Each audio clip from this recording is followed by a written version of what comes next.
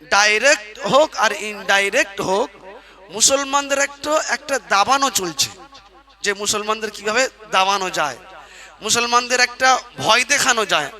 মুসলমানেরা দেশে থাকবে, কেউ তাড়াতে পারবে না, তবে আতঙ্ক নিয়ে থাকুক তারা, এটা সবাই চায়।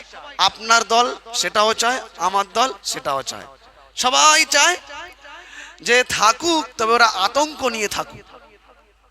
আর আল্লাহর নবী বলেছেন, তোমরা আল্লাহর হুকুম নবীর তরিকা মেনে যতদিন চলবে, তোমরা কারোর কাছে গোলাম হবে না, সবাই তোমাদের গোলাম হয়ে থাকবে।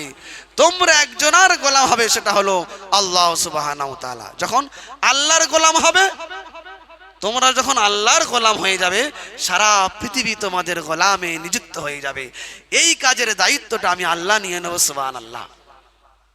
তো মুসলমানদের দাবানো চলছে, 3 মাস হয়নি গদিতে বসা, আস্তে না আস্তে প্রথম দাবানো কি, যে কুরবানি। কুরবানির সময় গরু পশু কুরবানি দেওয়া যাবে না।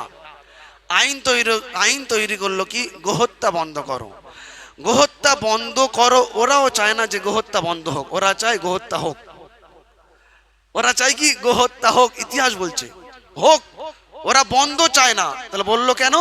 এজন্য বলেছে গোহত্যা বন্ধর নামে মুসলমানেরা একটু জব্দ হোক। গোহত্যা বন্ধ হোক এটা কেউ চায় না, সবাই চায় গোহত্যা হোক, না হলে বিপদ। তাহলে গোহত্যা বন্ধর নামে মুসলমানদের জব্দ করা হোক। তাহলে প্রথম ধাপ এটাই করা হলো। ওরা যে ফাঁদ পেতেছিল যে মুসলমানরা এ নিয়ে আন্দোলন করবে, যে আন্দোলনের নামে আমরা হাজার হাজার মুসলিম যুবকদেরকে ওদের গোডাউনে ফেলে নিস্তেনাবুদ করে দেবো, পরিবার ধ্বংস করে দেবো, সে ফাঁদে পা দেয়নি। ওলামারা বললে হ্যাঁ আমরা গোহত্যা করবো না, গরু জবাই করবো না, ছাগল ভেড়া দুম্বা দিয়ে চালিয়ে দেবো, তাই তো। আর আমরাই আবেদন করলাম, আমরাই মিছিল মিটিং করলাম যে গরুকে রাষ্ট্রীয় পশু হিসাবে করা হোক, ওরা করলো না। তার মানে কি, গোহত্যা বন্ধ হোক ওরা চায় না। তাহলে এই ফাঁদে আল্লাহর রহমতে মুসলমানেরা পা দিল না। দ্বিতীয় ফাঁদ কি, বারাইপুরে যে ঘটনাটি ঘটলো, বারাইপুর যে জায়গাটি ঘটেছে সেই জায়গার নাম সূর্যপুর। একটা 12 বছরের মাসুম বাচ্চাকে 3টের পর থেকে পাওয়া গেল না।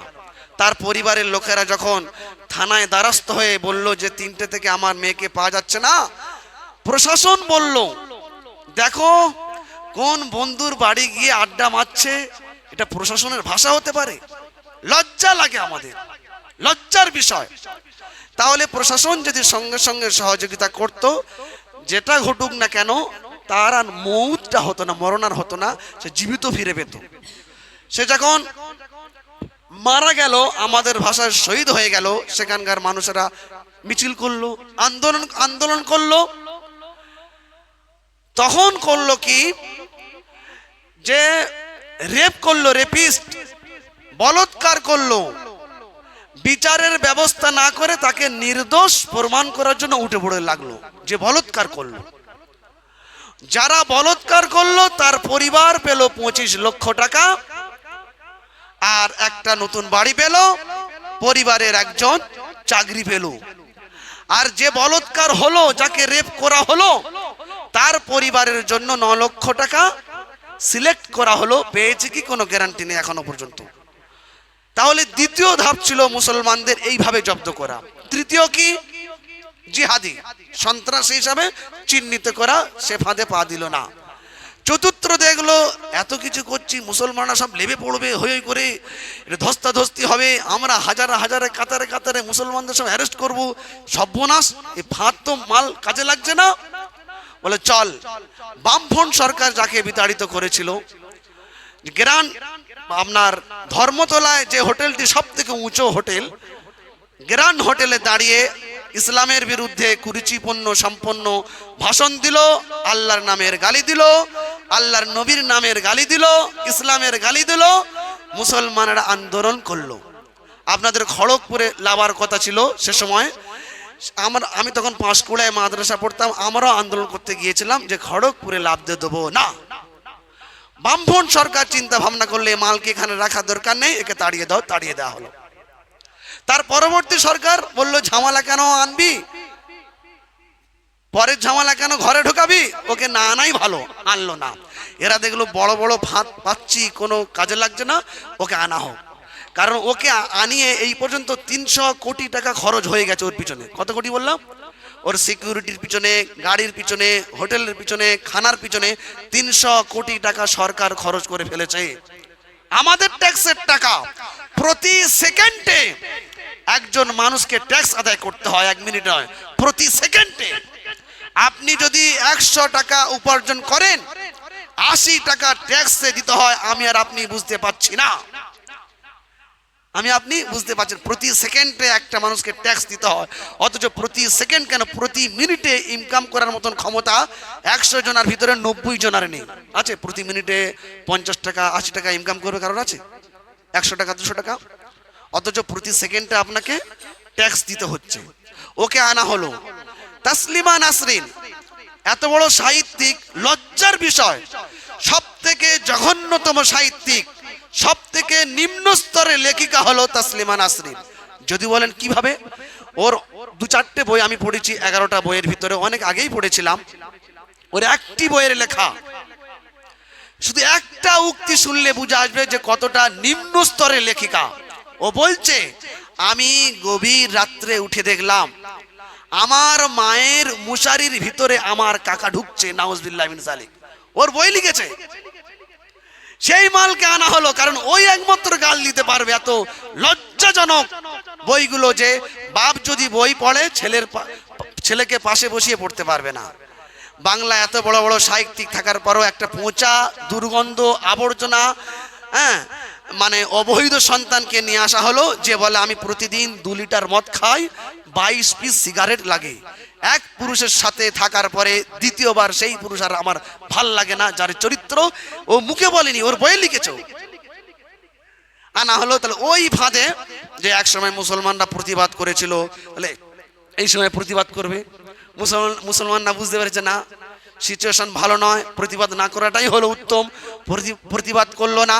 ওরা দেখলো সর্বনাশ, এত ফাঁদ পাতলাম, মুসলমানরা পা দিচ্ছে না, চলো গ্রামে গ্রামে পাড়ায় পাড়ায় ফাঁদ ফেলে দিই, জ্বলে মরুক, প্রতিবাদ করুক, তবে তো আমরা ব্যবস্থা করব। বলে মসজিদের মাইকগুলো নামিয়ে দাও। সব মসজিদে ইমামদেরকে ধমক দিচ্ছে, চমকাচ্ছে। সুপ্রিম কোর্ট, হাইকোর্টের রায় আমরা সকলে জানি যে ডিসিবেল, আপনার সাইলাইন যে এলাকা আছে, কর্পোরেশন যে এলাকা রয়েছে, গ্রাম পঞ্চায়েত যে সমস্ত এলাকা রয়েছে, প্রত্যেকটা এলাকার জন্য ডিসিবেল আলাদা আলাদা। 55 ডিসিবেল, 75 ডিসিবেল, 45 ডিসিবেল। এই ডিসিবেলের ভিতরে তোমরা মাইক বাজাতে পারবে, ওর উঁচয় নয়। তাহলে মাইক নামানোর কথা কেউ বলেনি, তাহলে মাইক এরা নামিয়ে দিচ্ছে। এই জন্য মহতারাম দোস্ত বুজুর্গ, ইউনিটি অফ সেন্ট, একতাই মহাশক্তি। আমাদের ভিতরে যদি ঐক্য না করতে পারি, এই জাতি ধ্বংস বরবাদ হবে, অনিবার্য, কেউ ঠেকাতে পারবে না। এই জন্য আমাদের ইউনিটি অফ সেন্ট, যে যা দল করুক না কেন, আমাদের ভিতরে ঐক্যবদ্ধ চাই। ঐক্য যে জাতি করবে না, সে জাতি ধ্বংস হয়ে যাবে। সারা পৃথিবীতে শিখ সম্প্রদায় কত আছে জানেন? ভারতবর্ষের শিখ সম্প্রদায় 2 কোটি। কত কোটি বললাম? ভারতবর্ষের শিখ সম্প্রদায় 2 কোটির একটু বেশি হলে হতে পারে। 2025 সালের গণনা ছিল 2 কোটি। এই কিছুদিনের মধ্যে ধরলাম 2 লাখ, 4 লাখ, 5 লাখ বাড়লে বাড়তে পারে, আমি 2 কোটিই ধরছি। 2 কোটি শিখ সম্প্রদায়, কিন্তু তাদের মাথার পাগড়ি খুলে নেবার ক্ষমতা ভারতবর্ষের কোনো শক্তি নাই। ওরা হেলমেট ছাড়াই বাইক চালাবে, কোনো পুলিশ বলতে পারবে না তোমরা হেলমেট কেন পরনি বলো। কারণ তাদের সংবিধানে লেখা রয়েছে, গুরু নানককে যদি মানতে চাও, আর আমাদের সম্প্রদায়ে, আমাদের পরিবেশে যদি থাকতে চাও, তোমাকে গুরু নানককেই ফলো করতে হবে। গুরু নানকের ফলো যদি তোমরা বাতিল করো, আমার জাত থেকে তোমাদেরকে বাহির করে দেব। এই জায়গায় ওরা কিন্তু এক রয়েছে। 2004 সালে প্রতিদিন পেপারে, আনন্দবাজার পত্রিকায় একটা ফটো এসেছিল, নোকিয়া ফোন, তখন একটু মার্কেটে খুব হই হচ্ছিল। তো একটা ফোন বেরিয়েছিল, ওই বাটামালা ফোন, সুইচওয়ালা, সেই ফোনের অ্যাড্রেস দিচ্ছিল 3 জনা মিলে। আপনার একদিকে ছিল মোহাম্মদ কাইফ, আর একদিকে ছিল আপনার জাহির খান, তখন এরা ভালো ফর্মে ছিল, আর মধ্যখানে ছিল হরভজন সিং। শিখ সম্প্রদায়। তা মোহাম্মদ কাইফ আর জাহির খান দুজনের মাথায় কিছু নেই। হরভজন সিং মনে মনে ভাবলো, বা কোম্পানি বললে বলতে পারে যে মাথার পাগড়িটা খুলে দিয়ে, চুলটা খুলে দিয়ে তুমি ফটোটা দাও, অ্যাডভাইস দাও। আপনার হরভজন সিং পাগড়িটাকে খুলে মাথার চুলটাকে ছেড়ে অ্যাডভাইস দিয়েছিল নোকিয়া ফোনে। তার জন্য তার জাতির কাছে 24 ঘন্টার ভিতরে ক্ষমা চাইতে হয়েছিল। তার জাতি বলেছিল, শিখ সম্প্রদায় যদি থাকতে হয় তুমি যেখানে যাও না কেন পাগড়ি পরেই তোমাকে যেতে হবে, পাগড়ি ছাড়া তোমাকে চললে হবে না। তাহলে আমাদের ধর্ম থেকে, আমাদের জাত থেকে তোমাকে বহিষ্কার করব। সেই ভয়ে 24 ঘন্টার ভিতরে ক্ষমা চেয়েছিল তার জাতির কাছে, তার ধর্ম গুরুদের কাছে। আমি কথাটি কেন বললাম? আজ মুসলমান পৃথিবীর সব থেকে সেরা জাতি, মুসলমান সব থেকে 1 নম্বর জাতি, নবীর দল, রাসূলের দল, সাহাবাদের দল, কোরআনের দল, ইসলামের দল, কাবার দল, মদিনার দল।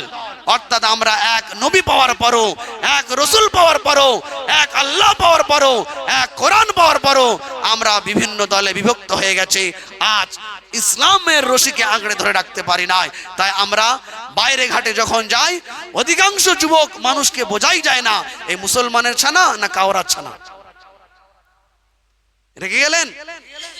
এই জন্য সোনার ভাইয়েরা, ইউনিটি অফ সেন্ট, একতাই মহাশক্তি। আল্লাহ নবী বলেছেন, ইসলামের দড়ি যতক্ষণ তোমরা ধরে রাখবে পৃথিবীর কোন শক্তি তোমাদেরকে ক্ষতি করতে পারবে না। রাসূলের হাদিস।